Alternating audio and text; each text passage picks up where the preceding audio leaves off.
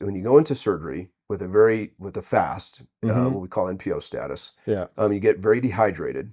That can affect your postoperative nausea. And we Yeah. have some literature to show that. So a lot of the team, the OR team, including the anesthesiologist, are incorporating more of that, fasting state. What does that consist of? Mm-hmm. Can we safely give them, a clear fluid or an electrolyte balanced fluid Yeah. that can be safely incorporated during their surgery so they're not dehydrated for sure. So that's one of those factors that we're gaining more knowledge in. Welcome to the Motion Lab, the podcast that explores the science of movement and helps you live a stronger and healthier life. All right. Welcome back to the Motion Lab podcast. My name's Chuck Dowell. I'm one of the physician assistants here at Colorado Springs Orthopaedic Group. I'm here with Dr. Van Manen. Dr. Van Manen, board certified orthopedic surgeon, getting ready to finish up my fellowship here at CSOG. Yeah, so your fellowship's ending soon. We hope that your schedule and you'll be seeing patients in your own Yeah, in July, soon. fellowship ends in July. So that time we'll have the schedule out and block time out and start rolling. So you remind me, you're native from this area? Native from Pueblo. Awesome. Yeah, I grew up in Pueblo, Colorado. Military? Yep, spent time in the military after residency, United States Navy. Awesome. Mm-hmm. Still reserved or no? Doing some reserve work, yep. Always on that low inactive reserve status in case something hits, always being available for our military. Never know. Yep. So we thought a good topic would be fueling, or we talked about nutrition in the last podcast from more of a athlete standpoint, but this is from more of a post-surgical, surgical standpoint. Mm-hmm. You do mostly total joint surgeries. Yep. And so we were talking off camera, which, we'll try to include in the episode, how a lot of patients come in and they always ask questions as to what can I do to make my outcome of my surgery better? And from a surgery standpoint, there's modifiable and non-modifiable things that they can do and or we can offer. Mm-hmm. The choice of the surgeon, is obviously one of the cases. They can't necessarily choose the hospital or the implants. It's often up to the surgeon or the facility they go to. But nutrition is definitely something that they can modify. And so generally, when you're talking to somebody that comes in from a pre-surgical standpoint for a joint replacement, what's your recommendations for them? Yeah, I mean, it's, first and foremost, establishment of trust between the surgeon and the patient. So trying to get a feel of what the patient is looking for, mm-hmm. what their functional deficits are. And then if we come to the conclusion that a total knee or a total hip replacement is going to become their treatment for their disease, their arthritis, then we kind of we set the standard for a protocol. And that starts with a preoperative optimization protocol, which is still very much highly debated on exactly how we can extrapolate certain protocols, certain modifiable, non-modifiable factors they can control mm-hmm. that will give them a better outcome. Yeah. So getting that and dialing that in is extremely important. And then streamlining it, like we were saying before, mm-hmm. with proper communication and then proper resources that are evidence-based that the patient can then reliably go to. Yeah. Nutrition is definitely gaining more heat when it comes to replacement surgery. As far as exactly how that is incorporated is still, very much up to the surgeon and of course up to the patient and what they feel is something that, because ultimately we're consultants. Yeah. It's their body, yep. their arthritis, their functional deficits. And of course, if decision is made to make a surgical decision, then we have to optimize them based on giving them the proper resources, proper information for them to be optimized for that surgery. 100%, I think it does absolutely show in the literature that those modifiable risk factors can be controlled and optimized, especially with diabetes or some of the risk factors that we do know can lead to a potential infection after surgery. Yeah, 100%. How we do that is very, it's more of the philosophy of the doc and of mm-hmm. course connecting with the philosophy of the patient so they have understanding there. Yeah, and so that's the independent side. Each surgeon is going to have their own kind of 100%. Idiosyncrasies of how they do things. Philosophy. Yep. But as you said, patient education is important. So when somebody comes in to see you, you want to educate them appropriately on the expectations regarding the surgery yep. itself, the kind of expectations of what I'm going to do before the surgery. I'm going to go see my primary care. I'm going to make sure all my health concerns are addressed. My laboratory tests are all, within good realms where mm-hmm. the surgery is going to be successful. Mm-hmm. And then you're going to discuss with them, the hospital stay and the surgery itself. And then some surgeons will, and now kind of a growing topic, will discuss nutrition and the importance Yep. of it, because our body needs fuel. Surgery is a very stressful state, and your body Yep. goes into a stress response because of Yep. the surgery and everything revolved around it. Even the fasting for surgery is stressful, right? Right. There's even more protocols now with anesthesia when it Yeah. comes to the NPO status that we're starting to incorporate electrolytes, Yeah. kind of when those electrolytes can be incorporated, because we do know that when you go into surgery with a fast, Mm-hmm. what we call NPO status, Yeah. you get very dehydrated.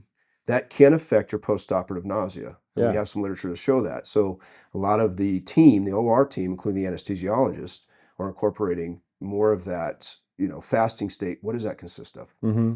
Can we safely give them, a clear fluid or an electrolyte balanced fluid Yeah. that can be safely incorporated during their surgery so they're not dehydrated, for sure. So that's one of those factors that we're gaining more knowledge in. And even their glycemic index, right? So Mhm. the fasting is going to change your glycemic index. Absolutely. The stress of the surgery is going to change that. That's going to Absolutely. affect complications and wound healing, mobility Right. afterwards. Especially And in diabetics. correct. Being able to, we do know that we get a hemoglobin A1C prior to Yep. surgery, as to look at a factor that we can potentially optimize, Mm-hmm. that does have some implications on infection risk, wound healing after surgery. Yeah. But we are also looking at more of the academy, and more of the joint surgeons now are looking at how their blood sugar is managed, what their blood sugar is at the time of surgery. Not necessarily their hemoglobin A1C, but other factors when it comes to the week and even the day, what their sugars are looking at on a consistent basis, and then being able to manage those properly post-operatively, Yeah. which goes into how we are addressing their preoperative, nutrition, and then how we address their postoperative nutrition. If they are diabetic and insulin dependent, how we can manage their insulin to keep it more low and stable during their wound healing process, which is the acute postoperative stage of surgery, Yeah.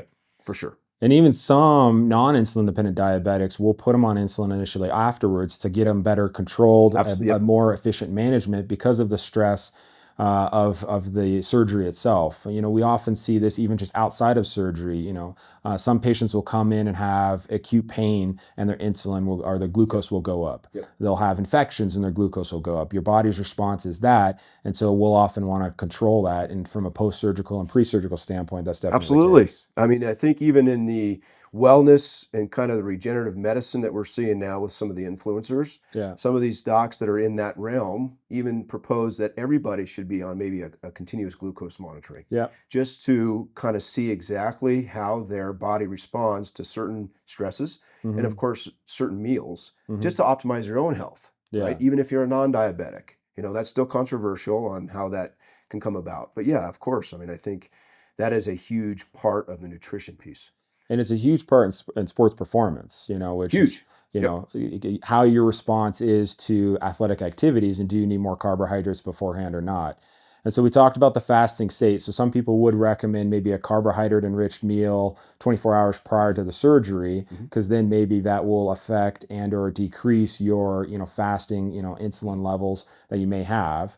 But one of the big things is it's important to start your nutrition, a week before surgery, not the day before. 100%. I mean, a lot of times, especially some of the high volume total joint surgeons, I mean, we have a 3 to 4 month book out rate. Yeah. And when you have that kind of book out rate, when you first initiate the patient contact, patient comes to see you, and you initiate the fact we're going to treat you with a total hip or total knee.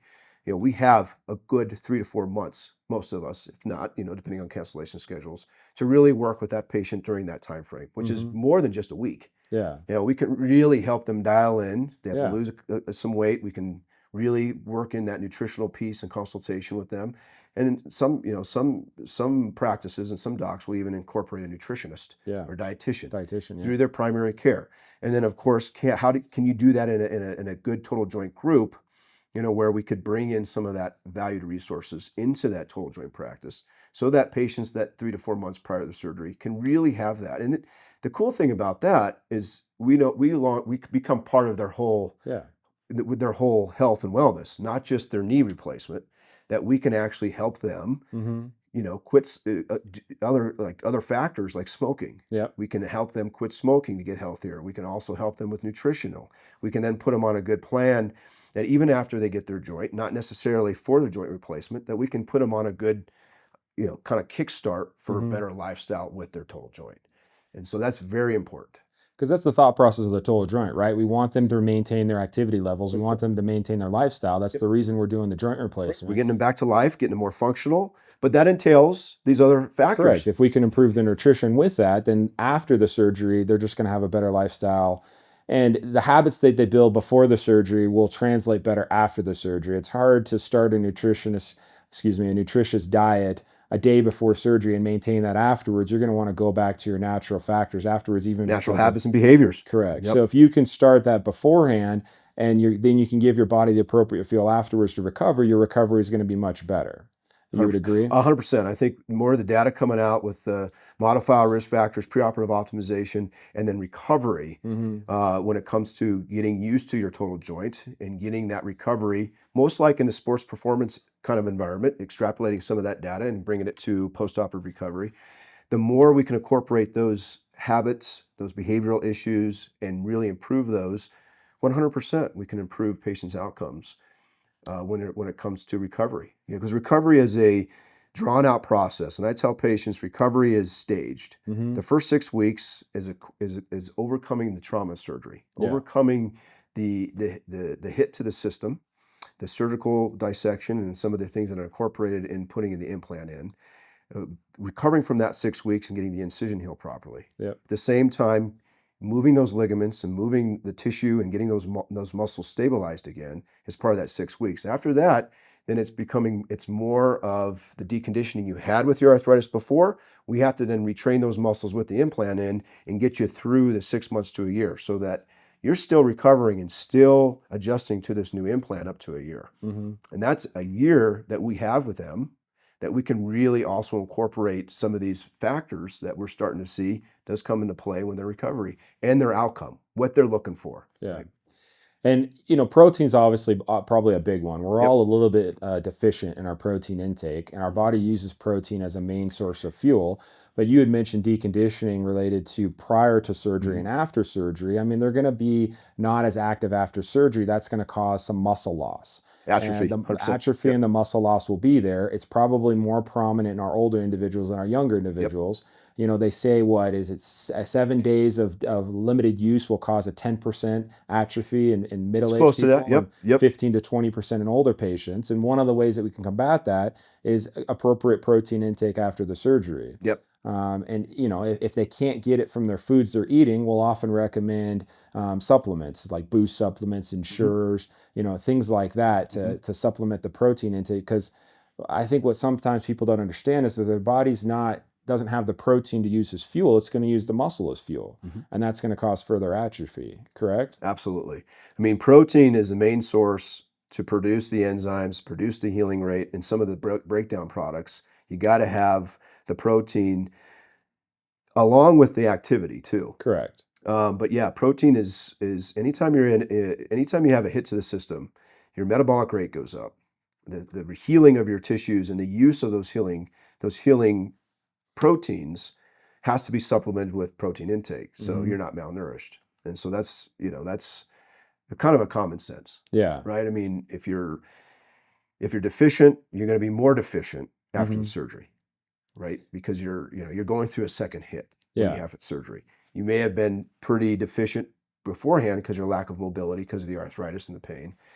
And then, of course, if they're not on a good nutritional, if they were kind of poor nutritional to start with, some of the patients may have chronic disease. They just may not be eating the right foods, and they may be automatically deficient prior. Then we got to make sure that we build that up before and then maintain that afterwards. Yeah. And that's just being, cognizant on proper nutritional intake, which again, what do we recommend? Fruits and vegetables, paleo diet, Mediterranean diet, high carb diet, low calorie diet. Like, one of the things we have to worry about too is when we put patients on a weight loss, try to optimize their BMI, we got to make sure we're not making these patients malnourished. Yeah. Right. And so that's very tricky. That's why resources like a dietitian or, your surgeon being up on that type of literature and expertise can help guide that.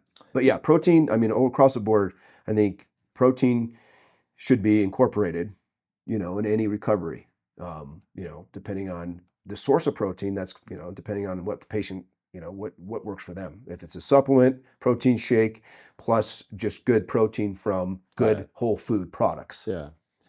Yeah, I mean that's the hard part is it's there's so many different influencers and different commercials and things like that out there. It's kind of hard to decipher through it. So Yep. sometimes that's where you go to a dietitian, you go to a Yep. nutritionist, you go to Sure. your surgeon, you go to primary care, and you see if they can kind of give you recommendations or guidance regarding that. But I mean, we all have kind of the same recommendations. When you go to the supermarket, shop on the outside, not in the inside of the supermarket, because the outside is going to have most of your nutritious stuff. Right. I mean, I think, talking about nutrition, which is still very controversial in medicine, is a lot of people will put out, calorie dense foods, Yeah. right?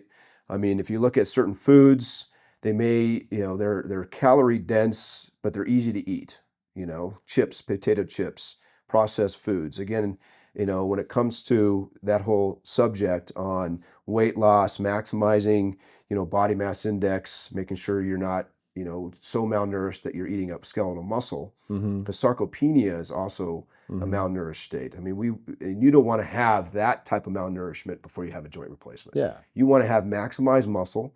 You want to be as healthy as you can based on muscle body fat index, right? You don't want to lose too much weight. But when it comes to understanding what to eat and how to eat it, it's, there's all kinds of different ways of doing that. But I would say yes. I would say whole natural foods Mm-hmm. is probably a common sense, Yeah. right? As opposed to too much of the calorie dense type of foods or the processed foods, Correct. right? Because those processed foods or the complex carbohydrates are going to be more inflammatory as well. And I think so. surgery is a huge Yep. inflammatory condition. Yep. So that inflammatory state after surgery will affect their ability and mobility afterwards because they Right. won't want to get up and move because their joints hurt. Right. And so those low inflammatory diets potentially will help recover afterwards as well, will reduce the inflammation, improve wound healing, all And that that's still stuff. very controversial. What Yeah. kind of foods will set up a pro-inflammatory state in that individual? What foods may be a lower inflammatory state in that individual? There's a lot of Yeah. different complexities there, Yeah. and it's really hard to study. I think a good common recommendation would be, a well-balanced carbohydrate, protein, diet, fats as well, good healthy fats, but really kind of looking at the whole foods, right? Looking at really good whole food management as opposed to fast foods, as opposed to, overly, especially sugar, Mhm. right? Simple sugars, high fructose corn syrup, and some of these really good dopamine enriched foods that people just tend to overeat, Yeah. right? I mean, you should look for really good foods that will fill you up, give you that satiety, and then be able to maintain just a good overall healthy nutritional intake, supplemented with, maybe a morning multivitamin to make Mhm. sure you're getting all your those macronutrients. There's micronutrients. Looking at some of those micronutrients that do help with maybe surgical healing of the wound, Yeah. right? And some of those, like L-arginine, has been shown in some of the papers to help with wound healing, Yep. right? Because it produces nitric oxide that can produce more blood, Mhm. to the healing tissue and maybe get that scar to heal a little bit quicker and nicer. So there's different things that you can look at as well as supplements as well. But yeah, overall, I mean, I think, it's a good, well-balanced, whole food, not processed food, and keep your sugars, just Yeah. keep that sugar content down, right? As best you can. As Yeah. best you can. Yeah. Right. And I try to do something more complex with their carbohydrates as opposed to some of the simple high sugar foods, Mhm. and that's what we all like. We all eat it. Right? Yeah. Ice cream after dinner is a Yeah. staple for most Americans, Yeah. especially if you have kids. Yeah. The kids are going to have an ice cream cone. I'm going to have one too. It's hard to resist, right? My kids are like, "I'm gonna go get an ice cream. Do you want one?" I'm like, yeah, I'll take one too. Absolutely. And I'll of take course one they, too. they Wanna want go to eat it they want to go together. to Crumble Cookie at Yeah. 7:30 or 9:30 at night after studying. It's like, why don't you get dad something? Yeah. But yeah, it's hard. But it's a balance and it's a complexity of everything. Mhm. Trying to well package that patient to be conditioned as best they can and optimize, which is physical activity, it's supplements, it's nutrition, Mhm. it's proper communication, and then being able to dial that in for them as simple as we can. Because Yeah. everyone comes to us with a little bit different in their health literacy, It's gonna right? be individualized. And now information is coming at us Yeah. all over the place with social media, YouTube, podcasts, Mhm. with different influencers recommending different things. And it's really hard to sift through exactly what would be good for me, Mhm. as far as that nutritional recommendation. Yeah, And it's the same with supplements as well, it because is. there's a lot of supplements out there. There's a lot of advertisements out there. Hey, take this, take that. It's going to make you fitter. It's going to make you leaner. It's going to make you stronger. It's going to make you heal better. Things like that. I mean, it's hard to decipher through that. Mhm. I think in general, we try to recommend the things that have the longest, research or back record to them. We know vitamin D traditionally is Right. pretty helpful. Right. Own the bone and orthopedics, vitamin D, Yep. and using vitamin K2 to help with that absorption. Right. I mean, Yep. that's a very common thing that we've proven over the years. So, yeah, Because I mean, bone is huge, especially in a joint replacement aspect. When you go in there, the bone is supporting the implant. correct. Yep. And oftentimes we require that bone to grow into the implant to allow the 100%. implant to stabilize. And so if they have good structural bone, that can be helpful. So vitamin D, and then as you said, omegas, fish oils are always kind of healthy for a lot of patients to Yep. have for multiple reasons. Right. And calcium is on and off. It depends on if you come in with a previous history of osteopenia or osteoporosis. Exactly. So you'd want to discuss that with your doctor or kind of a bone health Especially in our specialist. older patients that are prone to osteoporosis, I think that's a very key point for any orthopedic practice is to have some expertise in bone health. Yeah. And that's part of the nutritional component, right? Because Mhm. bone health is very closely tied into nutrition. Yeah. It's also closely tied into weight bearing, Mhm. joint loading exercises. And we have a ton of people in their later years, especially in the female side, that get osteoporosis. That can affect your surgery. I mean, we have techniques, and we don't have any literature to show that if you're osteoporotic or osteopenic, you're going to have a higher risk of failure of your implants. But common sense is, why not maximize your bone health prior to any surgery? Mhm. And then the other thing with orthopedics is fall risk. Mhm. More patients are coming up with geriatric fractures. The biggest thing in total joint replacement world now is periprosthetic fractures, Yep. right? You get a joint replaced, yeah, and then you have more of a fall risk later on, 5, 10 years after your joint replacement. You're older, you're a little bit less, you're a little bit more unsteady on your feet with balance.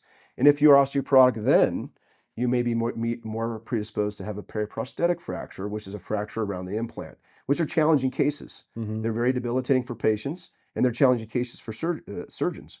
And they're time consuming. The rehab is harder, especially around an implant if they have a fracture. So a lot of that stuff does kind of, in this whole umbrella of nutrition, bone health is critical, and bone health is directly tied to proper nutrition. Yeah. Yeah, and physical activity, right? Yeah, because we know when we load the bones kind of, are able to Mhm. become stronger just from, the natural processes Yep. of it. And sometimes that's hard. We have a lot of patients that come in, from a weight standpoint, nutrition standpoint, and say, my knee hurts or my hip hurts. I can't walk, so I can't be active. So therefore, it's hard for me to maintain a healthy lifestyle. And they're, definitely true. It's hard to be as active, but diet is something that's still controllable in those Still controllable. situations. And that's something that can still kind of dial in and try to keep as efficient or healthy as possible to then allow better recovery afterwards. 100%. And that's probably one of the biggest things we see, is that patients have a very destructive arthritic joint. And they've been dealing with it long. A lot of patients will put that off prior to making the commitment to see an orthopedic surgeon. Mhm. Where they just deal with the pain. They're very reluctant to, have any type of surgical procedure. And so when they finally get to that point where their daily activity is so severely compromised, they finally wave the white flag and they're here seeing us. Yeah. A lot of times they'll say, well, over the last year, I've put on weight. Over the Mhm. last year, it's been progressively harder to stay active and physically active. And those are challenging. That's a challenging scenario Yep. to pre-optimize those patients, right? And it does take, it's not just, we can't just do it with a visit, right? We have to have the associated resources to be able to help that patient and guide them prior to their surgery. But you have to be creative, right? And that's when you have to kind of you have to come at them with a Swiss Army knife type of approach. Yeah. When it comes to working with them on what could potentially modify activity to keep their joint mobile, to keep their bones healthy, and to keep their nutrition stabilized. Mhm. And that's, part of the whole optimization, incorporating that nutritional piece when it comes to trying to balance out calories in, calories out, Mhm. their metabolic rate, right? It's simple.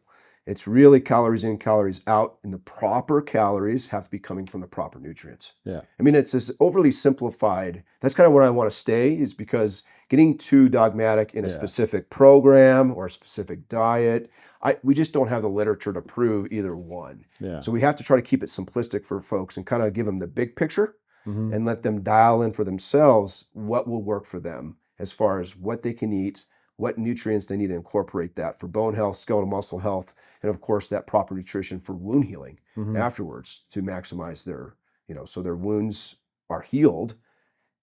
Which can be a huge complication Wound healing and is a huge still effect on the patient a afterwards. very, very high Yeah. factor, Mhm. when it comes to the total joint infection. Mhm. Postoperative wounds are still highest of importance. We got to get that wound closed over the joint. The faster we get that wound closed over the joint, less of the environment can get into that joint. So that Yeah. wound has to be closed. And that is the indirect effect of proper nutrition, right? Mhm. Good surgical technique, right? But also proper nutrition leading up to that. So they can dial in that that wound healing as best they can. Yeah. And again, how do you do that? What nutrients? What is this? Is very hard to decipher through the literature. That's why it's keeping that kind of, just making sure we guide them on a overall predictive path for them, keeping it as simple as we can, and then they can do their own research and resources, and then using other people like family practice docs, dietitians, to personalize that for Yeah. them. Yeah, It's definitely a multidisciplinary, very much so. individualized approach, which I think a lot of patients need to realize. You're going to come in and see you. You're going to be the surgeon. You're going to do the surgery for them. But there's a lot of things that are going to play into it. The physical therapy afterwards, and the physical therapist, their dietitian or primary care, their spouse or loved one, kind of helping them on this, healthy habit diet. Mhm. All that stuff is going to definitely play into it, and everybody has to be a part of it. And as you said, I think importantly, they need to change those habits prior to the surgery itself. If you have a 3-month waiting list and their surgery is not booked for 3 months from now, start those changes now. Mhm. So then they're more easily to follow after the surgery as Right. well. And you don't fall back into bad habits Right. just because of maybe the mental component after the surgery because of the struggle of the recovery. Absolutely. I mean, I think as soon as we can get them optimized and starting on that, because a lot of poor nutrition or malnutrition or the obesity epidemic is behavioral, and Mhm. that's what a lot of the influencers and the doctors that are trying to address chronic disease, right, metabolic disease, and trying to address some of these factors that are associated with it. It's tough to really just keep it binary or keep it just unilaterally stuck on what to eat, how to eat it, and the exercise. You Yeah. got to look deeper. It's a behavioral thing, a lifestyle thing, and you don't do that overnight, right? None of us are perfect. Everyone has habits, certain addictions, certain things that, maybe I shouldn't be doing this, but you do it. And that's a behavioral thing. And that's a very deep ingrained psychological thing. And that's very hard, Mhm. right? That's very hard to just change overnight, especially when it comes to optimization for an upcoming surgery that's very stressful Yeah. as well. They're going to be handling the stress, the unknown. They're going to be out there in the community asking friends and families, how was your experience? How was your joint replacement? How did you recovery? And again, going back to the experience, that's what patients are wanted. They want a good experience. Most importantly, they want a good outcome. Yeah. They want to get back to what they can't do because of their destroyed joint. So that's a very important thing, is giving that experience, because that'll help. That a good experience will give them motivation to then change the behaviors Yeah. and work on some of the things they got to work on. Because there's very much a patient factor when it comes to a good, successful outcome with your joint. Then there's a surgeon factor, right? And we look at that in the literature all the time. What are the patient factors? What are the patient selection factors? And then what's the surgical Mhm. the surgical expertise factors? Yeah. And that all comes into play for the overall Outcome. outcome. Yeah. So, I mean, in general, what we've talked about a lot of things, but I think the general synopsis of everything is, number one, every patient's a very individualized approach. Yep. I think it's important to have a healthy diet. There's a lot of different recommendations, as you mentioned, as far as dietary, what to use, how much protein to take. And it's outside the realms of this podcast for us to recommend those. But in general, let's eat healthy foods, Yep. fruits and vegetables, good protein. Yep. Try to stay to that outside aspect of the store, stay away from those, refined sugars and things like that. Yeah, I mean, we see a lot of, the big thing is we see a lot of, there is diabetes is a big thing we have to contend with. We do know diabetes does potentially increase the infection risk because there are a lot of different For sure. philosophies and discussions on how to optimize diabetics. It's just really good glucose management, Yeah. really good sugar, blood sugar management.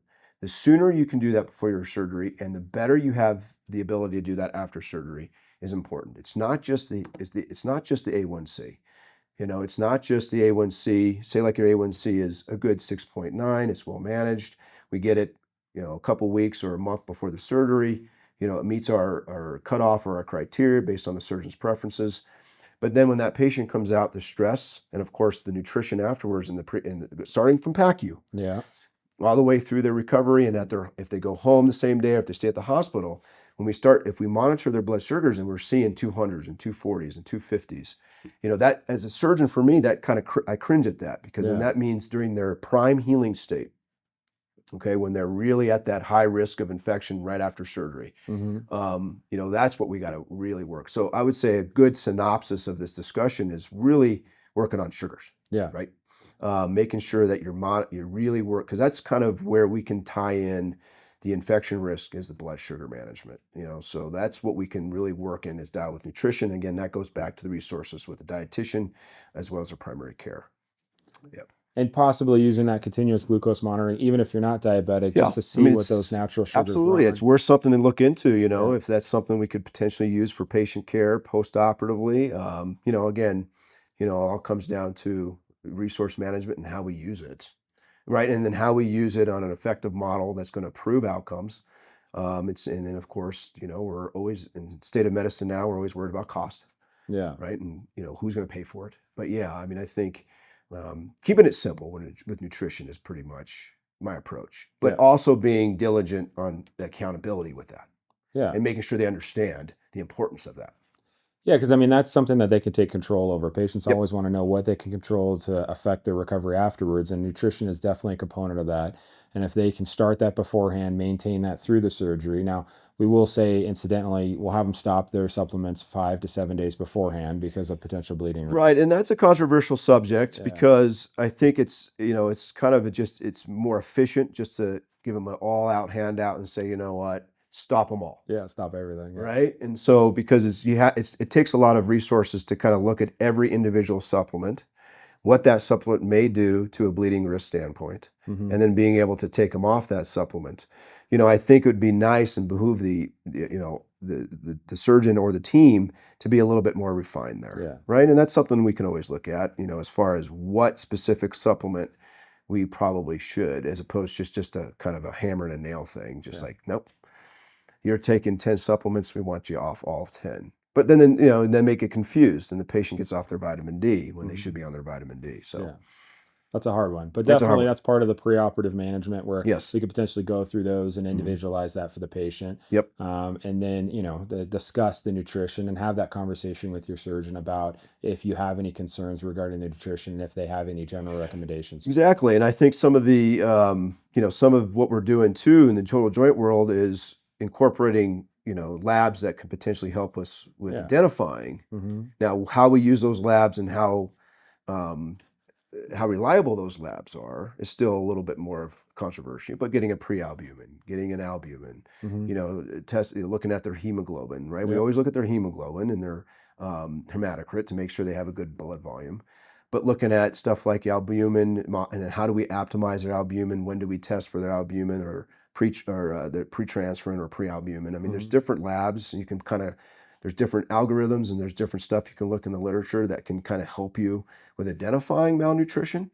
But a lot of it is just, understanding the patient, getting to know the patient, spending time with them in the initial visit, and being Yeah. able to see, okay, this patient probably, has some factors that we can modify. Yeah. And part of that, the nutrition factors, is also smoking, right? It's a Yeah. good opportunity for orthopedic surgeons to really work on helping patients with smoking, right? Because that's a huge factor that affects a lot of the things we've talked about: wound healing, complications, infection risk, and things like that, for sure. Right. Now, trying to pinpoint exactly where the risk is tough to navigate through the literature. Yeah. But again, it's a lot of complexities. Yeah. And so it just makes common sense that if you're going to have this life-changing event, we're going to do the surgery that does have some, complications, infection being number one of them, which ties into, some of this discussion, is optimizing on all counts, right? Get rid of some things that we know common sense probably isn't good for you. Yeah. If you're going to recover from surgery. Like treat it like an athlete, right? Treat it like, a professional athlete that's coming to you for guidance on how to recover from an injury, right? Or they're going to seek out a sports performance coach to say, how do I get better, right? You should have that approach when it comes to your own body going through a surgery like this. How do I maintain the best option or opportunity for my body to heal from this? Yeah, if there are controllable risk factors, then take control of those and try to modify them. Take responsibility. Patient responsibility is part of the equation. Well, we appreciate you, talking on the Motion Lab podcast. So just as a reminder, your schedule, we think you're going to be... Yeah, so fellowship is coming up, ending soon. So end of July, and then we're going to start putting everything together and, start the practice. And if they want to get a hold of you, call and ask for Dr. Van Manen. Absolutely. Okay. We'll put hopefully the link at the bottom of the screen somewhere down here. I don't know. Here.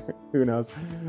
Anything else you'd like to add? I think a good topic, a good discussion. It's a great topic. I think that this topic is something that we need to pay more attention to and get more dialed in.